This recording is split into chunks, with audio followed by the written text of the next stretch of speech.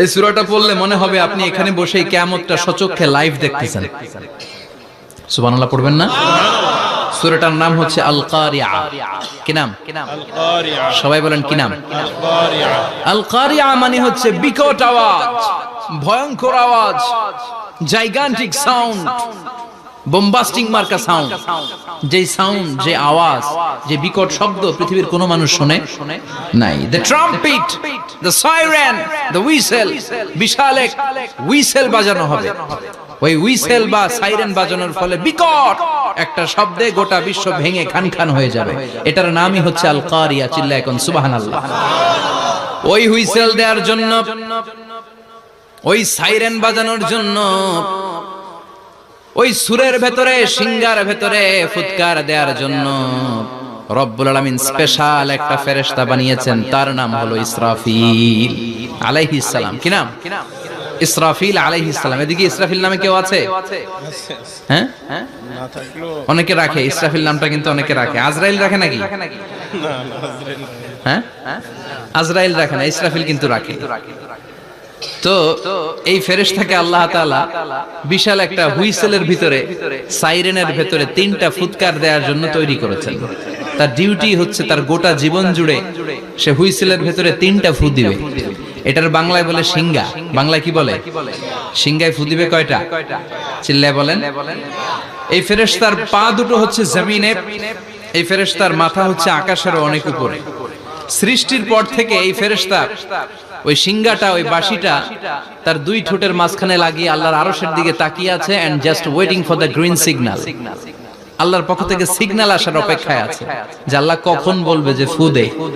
সুবহানাল্লাহ। তিনটা ফু দেওয়ার জন্য রব্বুল আলামিন একটা ফেরেশতা বানালেন। ইসরাফিল ফেরেশতা সৃষ্টির শুরু থেকে বিশাল সিঙ্গাটাকে, সাইরেনটাকে, ট্রাম্পেটটাকে দুই ঠোঁটের মাঝখানে লাগিয়ে আল্লাহর আরশের দিকে তাকিয়ে আছে, কবে আমার প্রভু বলবে সাইরেনের মধ্যে বাঁশি বাজা। He is waiting. ঠিক এই মুহূর্তে যখন আমি কথা বলছি আর আপনারা শুনছেন, ঠিক এই মুহূর্তেও ওই সাইরেনটা ওনার দুই ঠোঁটের মধ্যে লাগানো, আর উনি আরশের দিকে তাকিয়ে অপেক্ষা করছে কখন আমার রব আদেশ করে, আর তখন আমি সিংহায় ফুৎকার দিয়ে গোটা বিশ্বটারে মেসাকার বানিয়ে দিব। সুবহানাল্লাহ। এই ঘটনাটাই আল্লাহ প্রামাণ্য দলিল দিয়ে বর্ণনা করেছেন। আর বর্ণনা করতে যে এই সূরার নাম দিয়েছেন আল কারিয়া। কি নাম? মানে বিকট আওয়াজ, ভয়ঙ্কর আওয়াজ, বজ্রনিনাদ, মহাপ্রলয়ের সেদিন এমন আওয়াজ হবে যে আওয়াজ পৃথিবীতে কেউ কোনোদিন আমরা শুনি নাই। আসলে এই পৃথিবীতে আমরা এক একজন এক এক সময় এক এক জায়গায় বিকট বিকট আওয়াজ শুনেছি, কিন্তু কিয়ামতের দিন ইসরাফিল যখন ওই সিঙ্গার ভেতরে ফুৎকার দিবে, ওই ফুৎকারের যে আওয়াজটা হবে, এই আওয়াজটা কি এই আওয়াজগুলোর মতো? কথা বলেন। এর চেয়ে অনেক ভয়ঙ্করতম আওয়াজ, যে আওয়াজ শুনলে আপনার হৃদয় শিউরে উঠবে, কেঁপে উঠবে। এই আওয়াজটার নাম হচ্ছে আরবিতে আল কারিয়া। কি নাম? চিল্লায় বলেন কি নাম? এজন্য আল্লাহ বললেন আল কারিআতু মাল কারিআতু ওয়া মা আদরাকা মাল কারিআ। সেদিনের আওয়াজটা হলো ভয়ঙ্কর আওয়াজ। ওই আওয়াজটার নাম আমি আল্লাহ দিয়েছি আল কারিআ। আল কারিআ মাল কারিআ ওয়া মা আদরাকা মাল কারিআ। তিনবার তিনি সূরার শুরুতে তিনবার এই শব্দটা উচ্চারণ করেছেন। কয়বার? কথা বলেন। তিনবার। যে কোনো জিনিস তিনবার যখন আমরা বলি, গুরুত্ব বোঝানোর জন্য বলি, বলি না? বিশ্বনবী মাঝে মাঝে কোন জিনিসের ইম্পর্টেন্স, সিগনিফিকেন্স, তাৎপর্য এবং গুরুত্ব বোঝানোর জন্য তিনবার বলতেন। কয়বার? একবার বিশ্বনবী তাকওয়া নিয়ে ওয়াজ করতেছিলেন আর বলছিলেন আত-তাকওয়া হাহুনা, التقوى ها هنا، التقوى ها هنا، ويشير إلى صدره ثلاث مرات। তাকওয়া এখানে, তাকওয়া এখানে, তাকওয়া এখানে বলে বিশ্বনবী ওনার হৃদয়ের দিকে, কলবের দিকে তিনবার ইঙ্গিত করেছেন। কয়বার? তাকওয়া মানে কার ভয়? আল্লাহর ভয়। আল্লাহর ভয় নিয়ে যখন ওয়াজ করছিলেন বিশ্বনবী বলছেন তাকওয়াটা এখানে, এখানে, এখানে। তেমনি মক্কাবাসীদের কাছে যখন সূরাতুল কারিয়া নাযিল হয়েছে, মক্কার কাফির মুশরিকদের দৃষ্টি আকর্ষণের জন্য আল্লাহ তাআলা এই সূরার শুরুতে আল কারিয়া শব্দটা একবার নয়, দুইবার নয়, তিনবার উল্লেখ করেছেন। পড়েন সুবহানাল্লাহ। আল্লাহ বললেন আল কারিআতু মাল কারিআতু ওয়া মা আদরাকা মাল কারিআ ইয়াওমা ইয়াকুনুন নাসু কাল ফারাশিল মাবথুস ওয়া তাকুনুল জিবালু কাল ইহনিল মানফুশ। সুবহানাল্লাহ পড়েন। আল্লাহ বললেন বিকট একটা আওয়াজ হবে, তিনটা আওয়াজ করার জন্য, তিনটা হুইসেল বাজানোর জন্য ইসরাফিলকে আমি বানালাম। প্রথম সিঙ্গার ফুৎকার যখন ইসরাফিল ফেরেশতা হুইসেলের মধ্যে দিয়ে দিবে, তখন যেই ভয়ঙ্কর শব্দটা হবে ওই শব্দটার নাম হলো আল কারিআ। কি নাম? আল কারিআ। ওটা দেওয়ার সাথে সাথে পুরো পৃথিবীটা লন্ডভন্ড হয়ে যাবে। এখন আমরা যেরকম আরামসে বসে আছি, ওই সময় পৃথিবীর অবস্থা এরকম থাকবে। আল্লাহ বললেন ইয়াউমা ইয়াকুনুন নাসু কাল ফারাশিল মাবথুস ওয়া তাকুনুল জিবালু কাল ইহনিল মানফুশ। সেদিন মানুষগুলো বিক্ষিপ্ত পতঙ্গের মতো নিক্ষিপ্ত হবে, পাহাড়গুলো ভেঙে খান খান হয়ে যাবে, তুলার মতো পাহাড় ধ্বনিত হতে থাকবে, তুলার মতো। সুবহানাল্লাহ পড়া। মানুষগুলো ছিটকে পড়বে। এই পৃথিবীর মাধ্যাকর্ষণ শক্তি থাকার কারণে আমরা ছিটকে পড়ি না। এই যে বসে আছি, সবকিছু পৃথিবীর মধ্যে লেগে আছে, এটার কারণ দ্য গ্র্যাভিটেশনাল ল, গ্র্যাভিটেশনাল পাওয়ার। এটা পৃথিবীর সবকিছু তার কেন্দ্রের দিকে টেনে রাখে। কিন্তু কিয়ামতের দিন আল্লাহ পৃথিবীটারে ধরে যখন একটা ঝাঁকুনি দিবেন, একটা কাঁপুনি দিবেন, একটা ভাইব্রেশন দিবেন, একটা আর্থকোয়াক, একটা ভূমিকম্প দিবেন, মুহূর্তের মধ্যেই পুরো পৃথিবীর সবকিছু ছিটকে পড়ে যাবে। চিল্লায় পড়েন আল্লাহু আকবার। মানুষগুলো পৃথিবীতে বসে থাকতে পারবে না, দাঁড়িয়ে থাকতে পারবে না, ডানে বায়ে সামনে পিছনে কে কোথায় ছিটকে পড়বে কোনো ইয়ত্তা থাকবে না। কাল ফারাশিল মাবথুস।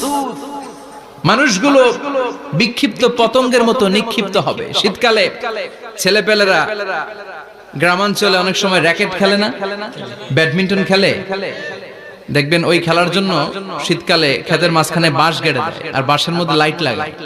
এলাকায় খেলেনি? কি নাম এই গ্রামের? পাহাড়পুর। পাহাড়পুরে খেলো তোমরা? এই রাত্রিবেলা বাঁশ গেড়ে দিলে ওর মধ্যে লাইট লাগালে কোত্থেকে যেন অনেক পোকা চলে আসে, ডান দিকে একটা, বাঁ দিকে একটা, সামনে পেছনে ছিটকে ছিটকে পড়ে। কিয়ামতের সেই কঠিন দিন মানুষগুলো বিক্ষিপ্ত এরকম পতঙ্গের মতো ডানে বায়ে ছিটকে ছিটকে পড়বে। পাহাড়গুলো চূর্ণ বিচূর্ণ হয়ে যাবে, ভেঙে খান খান হয়ে যাবে। তুলাকে ধ্বনিত করলে তুলা যেমনি ধ্বনিত হয়, তুলার মাঝখানে লাঠি দিয়ে পেটালে, তুলাকে পাতলা করার জন্য, আরামদায়ক করার জন্য, মোটা বানানোর জন্য যখন লাঠি দিয়ে ধ্বনিত করা হয়, দেখবেন সামান্য তুলার ধুলিকণা ছিটেকণা বাতাসের মধ্যে শূন্যে ভাসে। ফু মারলে আরো দূরে যায়, ফু মারলে আরো দূরে যায়। বাতাসের ঝাপটা ওটা কোথায় যে চলে যায় কেউ জানে না। পৃথিবীর বড় বড় সাইজের পাহাড়গুলো সেদিন এই তুলার মতো, তুলা যেমনি বাতাসে ধ্বনিত হয়, পাহাড়গুলো সেদিন তুলার মতো বাতাসে ধ্বনিত হতে থাকবে। চিল্লায় কোন আল্লাহু আকবার। এই পৃথিবীর সবচেয়ে বড় পাহাড়ের নাম মাউন্ট এভারেস্ট। বিশাল বড় পাহাড়, উপরে শুধু বরফ আর বরফ। এটার বলে হিমালয়। বাংলায় কি বলে?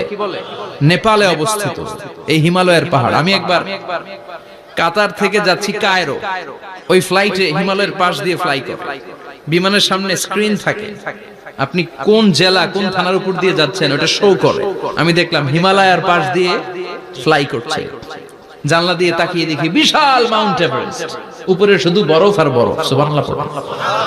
29,035 ফিট উঁচু ওই পাহাড়টা সেদিন আল্লাহ যখন একটা ঝাঁকুনি দিবে, পৃথিবীটারে ভেঙে খান খান হয়ে যাবে, টুকরা টুকরা হয়ে যাবে, তুলার মতো বাতাসে ধ্বনিত হতে থাকবে। ইউরোপের সবচেয়ে বড় পাহাড়ের নাম হচ্ছে আল্পস পর্বতমালা। পুরো মাউন্টেন রেঞ্জটা ভেঙে চুরমার হয়ে যাবে, ধূলিকণা হয়ে যাবে। আমেরিকার সবচেয়ে বড় পাহাড়ের নাম আলাস্কা মাউন্টেন রেঞ্জ। অ্যাটলাস বা ম্যাপ নিয়ে যাদের পড়াশোনা আছে দেখবেন ইউনাইটেড স্টেটস অফ আমেরিকা, এখানে নর্থ আমেরিকার পাশে বড় করে লেখা আলাস্কা, পুরোটাই পাহাড়, আমেরিকার সবচেয়ে উঁচু পাহাড়। এই পাহাড়গুলো সেদিন ভেঙে টুকরা টুকরা হয়ে যাবে। বাংলাদেশের ময়মনসিংহে আছে আমাদের এদেশের সবচেয়ে বড় পাহাড় গাঢ় পাহাড়, নাম শুনছেন? আল্লাহ জানে কি জানি হবে সেদিন আমাদের পাহাড়ের অবস্থা। তাজিংডং বিজয়, বান্দরবানে কেওক্রাডাং, চিম্বুকের চূড়ায় আমি উঠেছিলাম 2002 সালে। সেখানে পার্সোনাল প্রাইভেট কার নিয়ে যাওয়া যায়, মাইক্রো নিয়ে যেতে পারবেন না। চাঁদের গাড়ি আছে একটা, ওইটা আলাদা এক্সট্রা 2-3টা ইঞ্জিন লাগানো, ওইটা দিয়ে টেনে টেনে আপনারা নেবে। উপরে সেনাবাহিনীর ক্যাম্প আছে, বাংলাদেশের 3য় বৃহত্তম পাহাড়। কিয়ামতের দিন আল্লাহ যখন একটা ঝাঁকুনি দিবে, পৃথিবীটারে যখন একটা নাড়া দিবে, আর ইসরাফিল যখন ফুৎকার দিবে, একটা পাহাড়ও টিকবে? চিল্লায় বলেন টিকবে? এজন্য আল্লাহ বললেন ইযা যুলজিলাতিল আরদু জিলজালাহা ওয়া আখরাজাতিল আরদু আসকালাহা ইযা রুজ্জাতিল আরদু রাজ্জাও ওয়া বুসাতিল জিবালু বাসসা। সেদিন যখন আল্লাহ একটা ভূমিকম্প তৈরি করবে, পৃথিবীটাকে যখন নাড়িয়ে দিবে, কাঁপিয়ে দিবে, একটা পাহাড়ও টিকবে না, সবগুলো পাহাড় তুলার মতো ধ্বনিত হতে থাকবে। মানুষগুলো ছিন্ন বিচ্ছিন্ন হয়ে ডানে বায়ে ছিটকে পড়বে, চন্দ্র সূর্য আলো থাকবে না, মানুষের চোখগুলো ছানা বড়া হয়ে যাবে।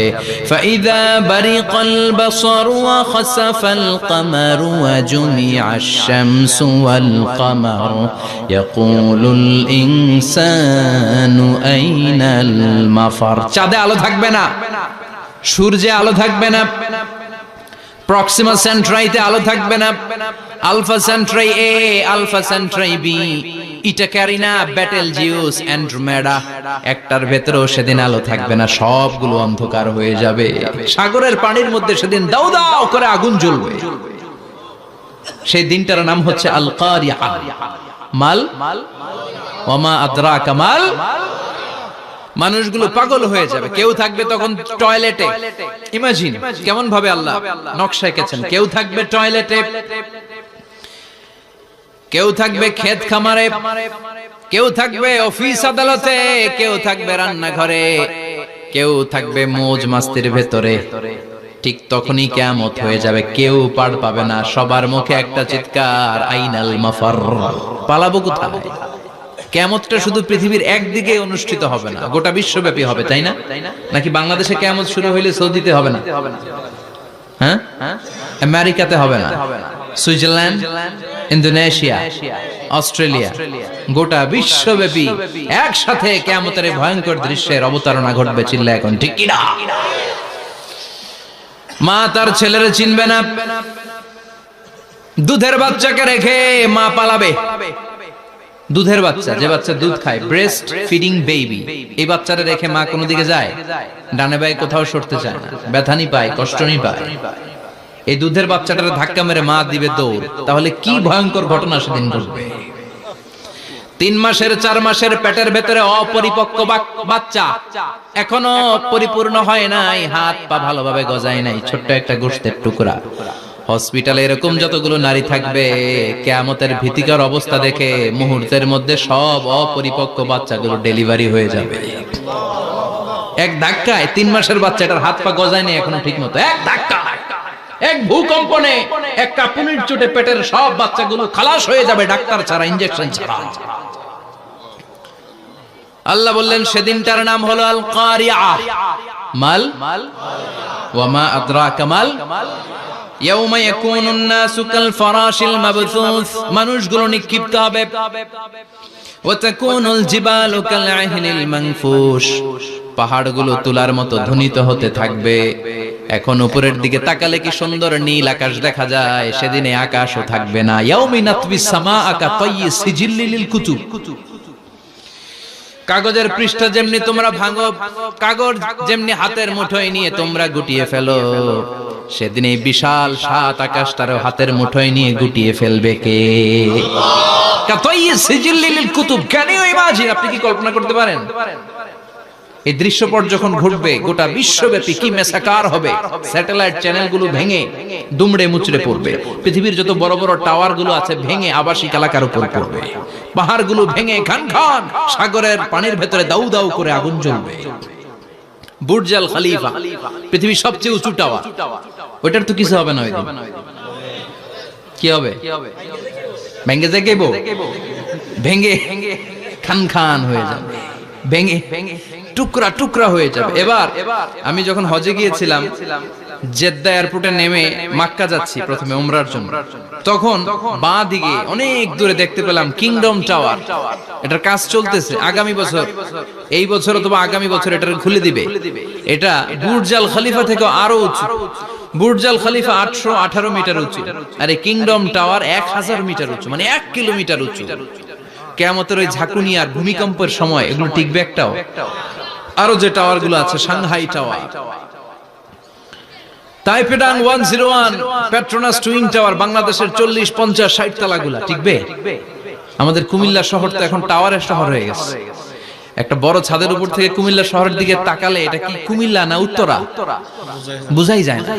এই টাওয়ার গুলো একটাও টিকবে? আওয়াজ করে বলেন টিকবে? সে কথাই আল্লাহ বললেন, আল কারিআতু মাল কারিআতু ওয়া মা আদরাকা মাল কারিআ ইয়াওমা ইয়াকুনুন নাসু কাল ফারাশিল মাবথুস ওয়া তাকুনুল জিবালু কাল ইহনিল মানফুশ। কি দৃশ্য আল্লাহ আঁকলেন!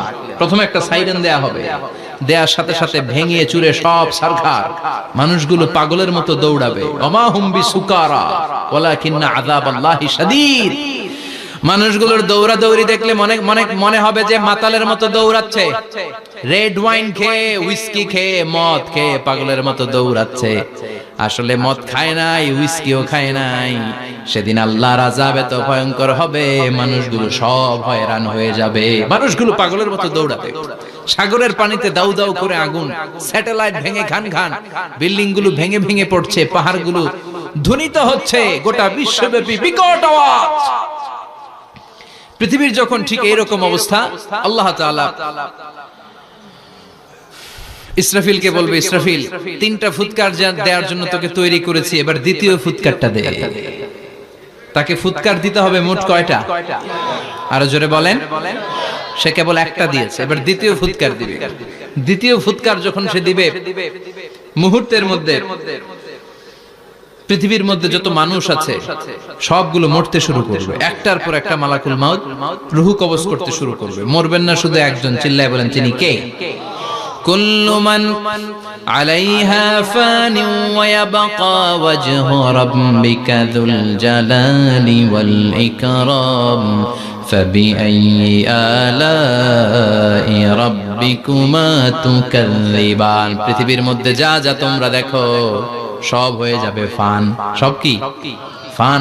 আমরা বলি না ফানা ফানা, বলি ফানা ফানা হয়ে যাবে, কিছু থাকবে না, থাকবে একজন। চিল্লায় বলেন তিনি কে? এজন্য সব সময় আল্লাহর কাছে কামনা করবেন, আল্লাহ তুমি ঈমানের মরণ দাও। পড়ে না আমিন? ও আল্লাহ তুমি আমাদেরকে শাহাদাতের মরণ দাও। পড়ে না আমিন? আমাকে শহীদ করে সেই মিছিলে শামিল করে নিও, যে মিছিলের নেতা মীর হামজা খোবায়েবে খাব্বাব আল্লাহর কাছে ছিল অতি প্রিয়, শামিল করে নিও। আমাকে শহীদ করে সেই মিছিলে শামিল করে নিও। পড়েন আমিন? বিশ্বনবী বলেন, শাহাদাতের তামান্না নিয়ে যদি, অন্তরে শাহাদাতের ইচ্ছা নিয়ে যদি, শাহাদাতের তামান্না নিয়ে যদি কেউ বিছানার মধ্যে ডায়রিয়া রোগে আক্রান্ত হয়েও মারা যায়, হার্ট অ্যাটাক করেও মারা যায়, স্ট্রোক করেও যদি মারা যায়, কিন্তু অন্তরে যদি তামান্না থাকে, কিয়ামতের ময়দানে শহীদদের সাথে তারে দাঁড় করাবে কে? ঈমানের পথে অবিচল থেকে আমার মরণ যেন হয়। পড়েন আমিন?